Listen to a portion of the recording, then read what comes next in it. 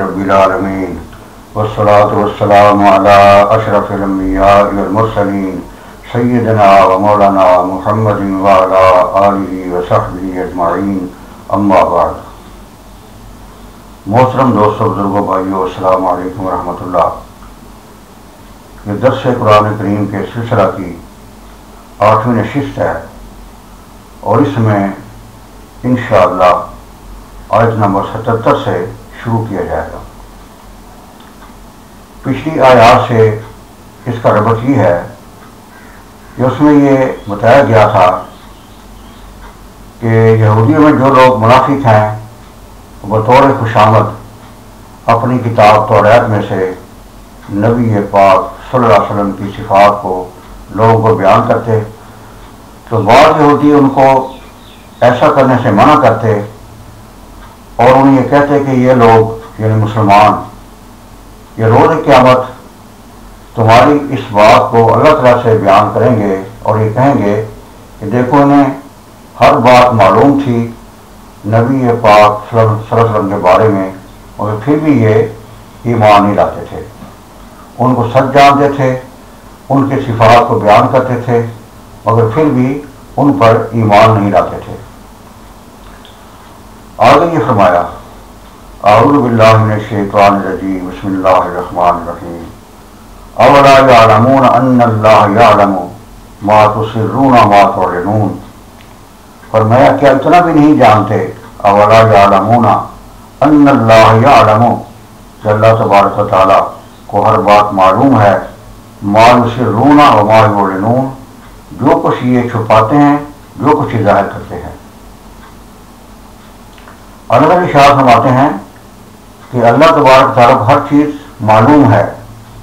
جو یہ بات چھپاتے ہیں جو ظاہر کرتے ہیں جو ان کے دلوں میں ہے، تو اللہ تعالیٰ ان کی ہر بات کی خبر مسلمانوں کو دے سکتا ہے۔ ومنہم امیون، اور بعض ان میں بے پڑھے ہیں یعنی ان پڑھ ہیں۔ امی کہتے ہیں جیسے کہ ماں کے پیٹ سے پیدا ہوا ویسے کا ویسا ہی ہے، کسی استاد کے پاس نہیں بیٹھا اور نہ کہیں سے علم حاصل کیا، تو ایسے شخص کو امی کہتے ہیں۔ ومنہم امیون لا یعلمون الکتاب الا امانیہ وانہم الا یظنون، اور ان میں جو لوگ ان پڑھ ہیں وہ لا یعلمون الکتاب، وہ توریت کے بارے میں کچھ بھی نہیں جانتے، الا امانیہ، مگر ان کے ذاتی خیالات، اپنی جھوٹی آرزویں، اس کے مطابق وہ توریت کے بارے میں ایک فیصلہ کر دیتے ہیں اور توریت کے بارے میں ایک خاص رائے رکھتے ہیں۔ وَإِنَّهُ إِلَّا يَظُنُّونَ، اور یہ ان کے اپنے خیالات ہیں، اپنے ظن ہیں، اپنے گمان ہیں۔ مقصد یہ ہے کہ جو لوگ توریت کے علماء ہیں، توریت کی تعلیمات کو اچھی طرح جانتے ہیں، وہ تو الگ رہے،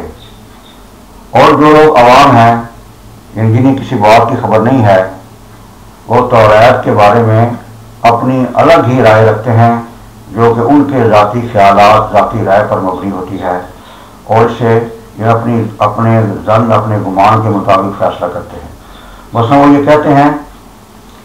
یعنی ان کے خیالات کس طرح کے ہیں، جو کہ عام لوگ ہیں، ایک تو علماء ہیں جو کہ توریت کے بارے میں ایک مستند رائے رکھتے ہیں، اور وہ لوگ جو کہ عوام ہیں انہوں نے اپنے طور پر توریت کے بارے میں کچھ باتیں گھڑی ہوئی ہیں اپنے ذہن کے مطابق۔ مثلا وہ کہتے ہیں کہ بہشت میں یہودیوں کے سوا کوئی نہ جائے گا اور ہمارے باپ دادا ضرور ہم کو بخشوا دیں گے۔ یہ ان کے خیالات بے اثر ہیں جن کی کوئی دلیل ان کے پاس نہیں ہے۔ یہاں یہ ایک اور مسئلہ بیان کرنے کے قابل ہے، وہ یہ ہے کہ آج کل بھی دین اسلام کے بارے میں ایک تو علماء ہیں جو کہ مستند علماء ہیں اور جو کہ قرآن و حدیث کا صحیح علم رکھتے ہیں، اور بعض لوگ ایسے ہیں جن کے پاس علم نہیں ہوتا، وہ ویسے ہی لوگوں کو گمراہ کرتے ہیں، یعنی علم نہیں ہوتا ایسی لوگوں کو غلط مسئلے بتاتے ہیں۔ ہاں بھی یہ تمہاری نماز صحیح نہیں ہے، تمہاری نماز میں یہ نقص ہے، تمہارے روزوں میں یہ نقص ہے، اور تمہاری فلاں عبادت صحیح نہیں ہوئی۔ ایسے ہی وہ لوگوں کو ٹوکتے ہیں اپنی علمیت جمانے کے لیے، اور ان کے پاس کوئی دلیل نہیں ہوتی ہے۔ آج کے دور میں ایسے ہی ہے۔ تو عالم اور جاہل برابر نہیں ہو سکتے، یعنی یہ ضروری نہیں ہے کہ ہر آدمی عالم ہو، مگر اسے کسی دینی مسئلہ کے بارے میں کوئی رائے قائم کرنے سے پہلے علماء سے پوچھنا چاہیے۔ یہ نہیں کہ جو اپنی ذاتی رائے ہو، جو اپنے خیالات ہوں، بے دلیل ویسے لوگوں کو غلط مسئلے بتائے، تو یہ بات قرآن حدیثی تعلیمات کے خلاف ہے۔ آگے ارشاد فرمایا فویل للذین یکتبون الکتاب بایدیہم، فویل للذین، پس خرابی ہے ان لوگوں کے لیے یکتبون الکتاب، جو کہ کتاب کو اپنے ہاتھوں سے لکھتے ہیں، بایدیہم، ثم یقولون، پھر یہ کہتے ہیں ھذا من عند اللہ، یہ اللہ کی طرف سے ہے، لیشتروا بہ ثمنا قلیلا، تاکہ اس پر لیں تھوڑا سا مول، تھوڑی سی قیمت۔ تو انہیں یہ فرمایا گیا کہ کچھ لوگ ایسے ہیں، اب یہ یہاں علماء یہود کی بات کی جا رہی ہے کہ وہ کچھ جھوٹی باتیں پیسے بٹورنے کے لیے، عوام الناس سے پیسے لینے کے لیے، اپنی دکانداری چمکانے کے لیے، دنیا داری کے لیے جھوٹے مسئلے لکھتے تھے توریت میں، اور لوگ اس کہتے تھے یہ اللہ کی طرف سے ہے، تاکہ تھوڑا سا اس میں مول لے لیں۔ تو مثلاً لکھتے تھے کہ توریت میں لکھا تھا، جو صحیح تعلیمات تھی توریت کی، اس میں لکھا تھا کہ پیغمبر آخر الزمان صلی اللہ علیہ وسلم خوبصورت چہرہ کے، پیچواں بال، سیاہ آنکھیں، میانہ قد اور گندمی رنگ کے پیدا ہوں گے۔ تو انہوں نے عوام الناس سے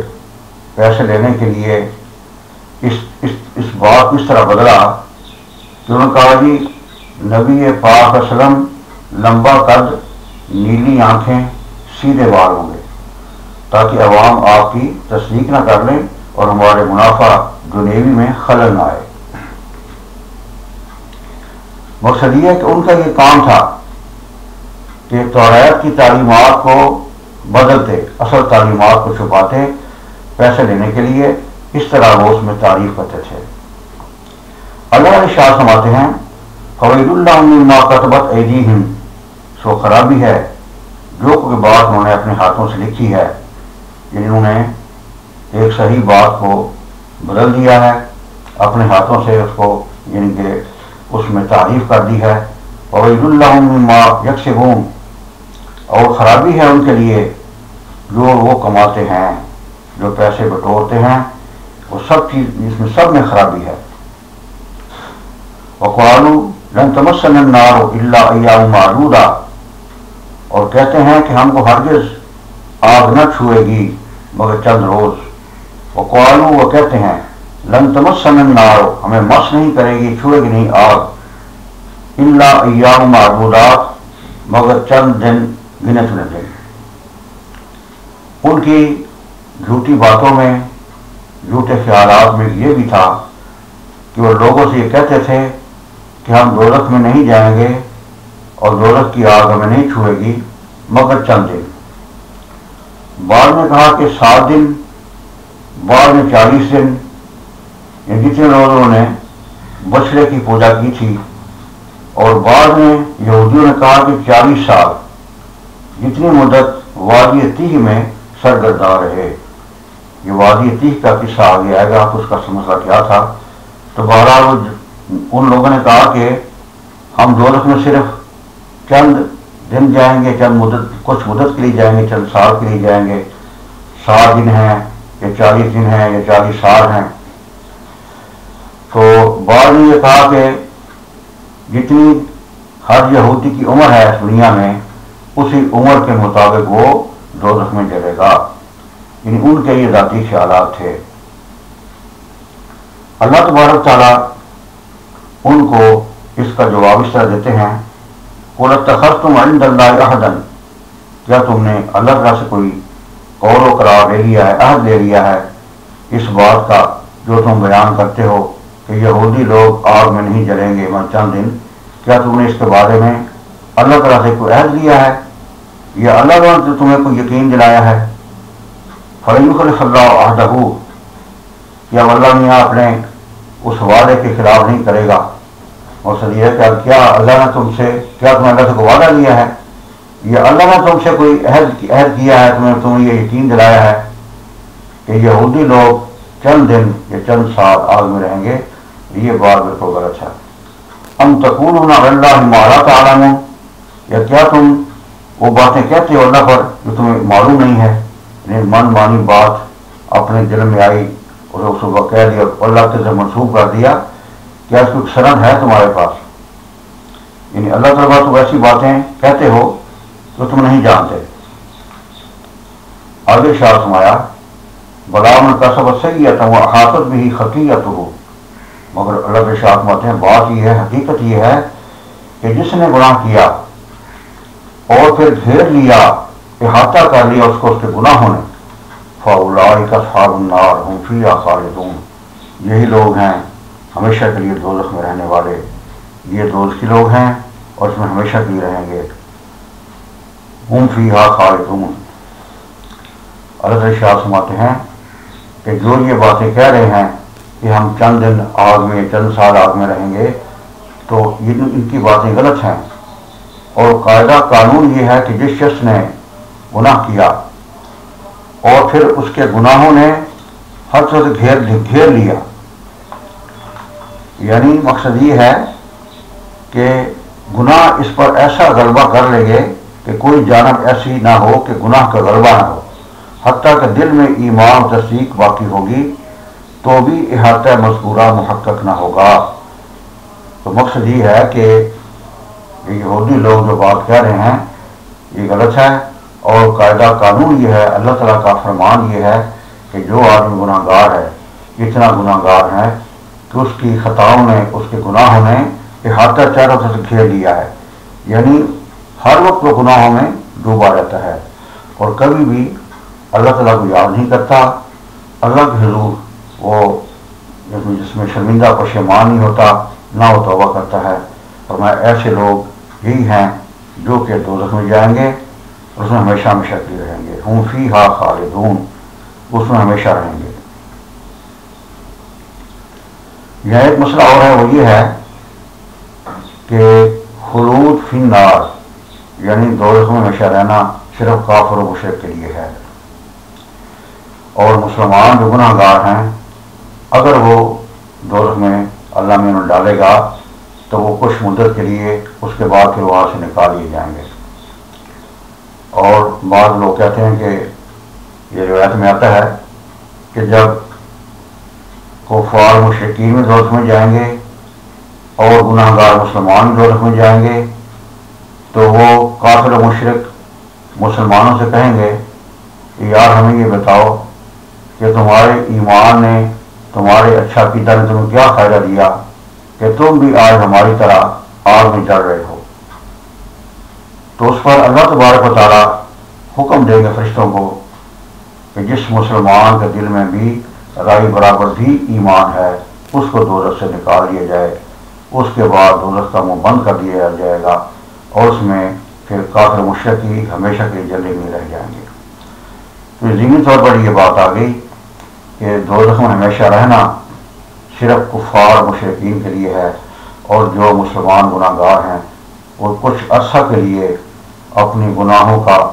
جو ہے خمیازہ بھگتنے کے لیے ڈالے جائیں گے، اس کے بعد وہاں سے نکال لیے جائیں گے، پھر انہیں جنت داخل فرما دیا جائے گا۔ آگے شاہ ہے والذین آمنوا وعملوا الصالحات اولئک اصحاب الجنہ ھم فیہا خالدون، یعنی وہاں پہلے یہ بیان کیا گیا تھا کہ یہی لوگ دوزخی ہیں جن کی صفات پہلے بیان کی گئی، جن کو گناہوں نے گھیر لیا ہے، اس میں وہ دوزخ میں ہمیشہ کے لیے رہیں گے۔ اس کے بعد شاہ ہے والذین آمنوا، وہ لوگ جو کہ ایمان لائے، یہ سے مستثنا ہیں۔ والذین آمنوا، وہ لوگ جو ایمان لائے، وعملوا الصالحات، اچھے اعمال کیے، اولئک، یہی لوگ، اصحاب الجنہ، جنت والے ہیں، ہم فیہا خالدون، اس میں ہمیشہ کے لیے رہیں گے۔ فرمایا کہ جو لوگ یعنی اصحاب النار کے مقابلے میں بیان فرمایا، دوزخ والوں کے مقابلے میں یہ بیان فرمایا کہ وہ لوگ جو کہ ایمان لائے، اللہ تبارک تعالیٰ کی ذات و صفات پر ایمان لائے، اللہ تعالیٰ کو ایک مانا، ایک جانا اور اس کی پرستش کی، اور اس کے بعد اچھے اعمال کیے، یعنی تو یہ لوگ جو ہیں جنت میں جانے والے ہیں۔ ہم فیہا خالدون، اس میں ہمیشہ کے لیے رہیں گے۔ وَإِذْ أَخَذْنَا مِيثَاقَ بَنِي إِسْرَائِيلَ لَا تَعْبُدُونَ إِلَّا اللَّهَ۔ وَإِذْ أَخَذْنَا مِيثَاقَ، جب ہم نے عہد لیا بنی اسرائیل سے، لا تعبدون، تم عبادت نہیں کرو گے، الا اللہ، مگر اللہ تبارک و تعالیٰ کی، وبالوالدین احسانا، اور والدین کے ساتھ احسان کرنا، وذی القربی والیتامی، اور قرابت والوں کے ساتھ اور یتیموں کے ساتھ، اور مساکین، مسکینوں کے ساتھ احسان کرنا۔ ارشاد فرمایا کہ جب ہم نے بنی اسرائیل سے یہ وعدہ لیا تھا، قول و قرار لیا تھا کہ تم عبادت نہیں کرو گے مگر اللہ تبارک و تعالیٰ کی، یعنی اللہ تبارک و تعالیٰ سوا کسی کی عبادت نہیں کرو گے، اور والدین کے ساتھ احسان سے پیش آؤ گے، اور اسی طرح قرابت والوں کے ساتھ، یتیموں کے ساتھ، مسکینوں کے ساتھ بھی احسان سے پیش آؤ گے۔ وَقُولُوا لِلنَّاسِ حُسْنًا وَأَقِیمُوا الصَّلَاةَ، اور کہو لوگوں سے اچھی بات، اور نماز قائم کرو، وآتوا الزکوٰۃ، زکوٰۃ ادا کرو، ثم تولیتم الا قلیلا منکم وانتم معرضون، پھر تم پھر گئے مگر تھوڑے تم سے، مگر کچھ لوگ نہیں پھرے، باقی اکثر لوگ اس حساب سے پھر گئے۔ ان آیات کریمہ جو بات بیان کی گئی ہے، اللہ تعالیٰ ارشاد فرماتے ہیں کہ جب ہم نے بنی اسرائیل سے عہد لیا کہ تم والدین سے احسان سے پیش آؤ گے، یہی اسلامی تعلیمات ہیں۔ اللہ کا حکم ہے کہ والدین سے احسان کے ساتھ پیش آؤ، تو والدین کے بارے میں، والدین سے حسن سلوک کے بارے میں قرآن پاک میں کئی مقامات پر ارشاد باری تعالیٰ ہے، اور احادیث شریف میں بھی نبی پاک صلی اللہ علیہ وسلم نے والدین کے ساتھ اچھا سلوک کرنے کی جو ہے حکم دیا ہے۔ ارشاد باری تعالیٰ ہے وَقَضَىٰ رَبُّكَ أَلَّا تَعْبُدُوا إِلَّا إِيَّاهُ وَبِالْوَالِدَيْنِ إِحْسَانًا إِمَّا يَبْلُغَنَّ عِندَكَ الْكِبَرَ أَحَدُهُمَا أَوْ كِلَاهُمَا فَلَا تَقُل لَّهُمَا أُفٍّ وَلَا تَنْهَرْهُمَا وَقُل لَّهُمَا قَوْلًا كَرِيمًا۔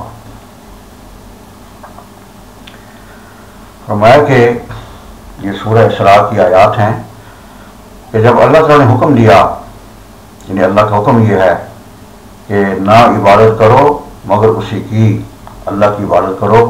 اور والدین کے ساتھ احسان سے پیش آؤ، اگر ان میں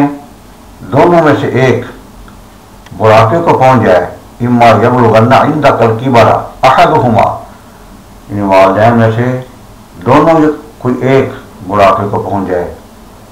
او کلاہما، دونوں میں، فلا تقل لہما اف ولا تنہرہما، تو انہیں اف بھی نہ کہو، انہیں جھڑکو بھی نہیں، اور انہیں سیدھی بات کہو، اچھی بات کہو۔ ان آیات کریمہ میں والدین سے بطور خاص اچھا سلوک کرنے کی ہدایت کی گئی ہے۔ ارشاد باری تعالیٰ ہے کہ اللہ کی عبادت کرو اور والدین کے ساتھ احسان سے پیش آؤ۔ اللہ تعالیٰ کی عبادت کے ساتھ ہی والدین کے ساتھ اچھے سلوک کی ہدایت کی گئی ہے۔ لیکن کتنی اہمیت ہے۔ فرمایا کہ ان والدین میں سے والد یا والدہ یا دونوں بڑھاپے کو پہنچ جائیں تو انہیں اف بھی نہ کہو اور انہیں جھڑکو بھی نہیں، اور ان کے ساتھ جو ہے اچھی بات کہو، اچھا سلوک کرو۔ یہ آج کل یہ عام طور پر مسئلہ چلتا ہے معاشرے میں کہ ہم لوگ اپنے والدین کی کما حق کو اتنی خدمت نہیں کرتے، اتنا خیال نہیں کرتے۔ یہ بات بھی نہیں کہ سب لوگ ایسا کرتے ہیں، اور اکثریت ایسے لوگوں کی ہے جو کہ والدین کے ساتھ اچھا سلوک نہیں کرتے. تو اگر دونوں یا ایک آدمی بڑھاپے کو پہنچ گیا تو ذرا کچھ پریشان ہو جاتے ہیں کہ یہ کیا مسئلہ ہے. اور یورپی معاشرے میں تو انہوں نے اولڈ ہاؤس بنا رکھے ہیں جہاں اپنے والدین کو بھیج دیتے ہیں. والدین بوڑھے ہو گئے، اب انہیں خدمت کی ضرورت ہے، اچھی طرح چل پھر نہیں سکتے، خود کما کر کھا نہیں سکتے، خود گھر کا کام کاج نہیں کر سکتے. تو وہ لوگ ان کو اپنے اوپر بوجھ سمجھتے ہیں کہ یار یہ کیا مسئلہ ہے، کبھی والدین کی بھی ان کو بھی خدمت کی جائے. تو وہ اس سے جان چھڑاتے ہیں، یعنی یورپی معاشرے میں ان کو وہ اولڈ ہاؤس میں بھیج دیتے ہیں. یعنی بوڑھے لوگوں کے لیے ایک انہوں نے گھر قائم کیا ہوا ہے، گورنمنٹ نے بنایا ہے، اور وہیں چلے جاؤ، یعنی گھروں سے نکال دیتے ہیں، جاؤ بھائی اپنی جان چھڑا لیتے ہیں، وہیں رہو جیسے مرضی رہو. وہ خرچہ دے دیتے ہیں تو وہ وہاں جو ان کے ملازم ہیں اولڈ ہاؤس میں وہ خدمت کرتے ہیں. تو یہ یورپی معاشرے میں تو یہ بات ہے. تو ہمارے معاشرے میں بھی اکثر ایسے ہی ہوتا ہے. یہ اکثر خبریں پڑھنے کو ملتی ہیں کہ فلاں جو ہے انہوں نے والدین کو، فلاں شخص نے والدین کا اچھا سلوک نہیں کیا، یا گھر میں لڑائی رہتی ہے، بلکہ بعض جگہ جائیداد کے جھگڑے وغیرہ میں والدین کو یا والد کو قتل تک کر دیتے ہیں. اخبار میں ایک خبر شائع ہوئی تھی کہ کسی شخص کا والد فوت ہو گیا اور وہ لوگ ان کا اس کا جنازہ لے کر، اس کی لاش کو لے کر چار پہ رکھ کر، اور اس کے بیٹے کے گھر کے آگے گھر آئے کہ بھی تمہارے والد فوت ہو گئے ہیں، انہیں کفن دفن کے انتظام، ان کے دفن کا انتظام کرنا چاہیے. اس نے والد کی لاش کو گھر میں داخل نہیں ہونے دیا،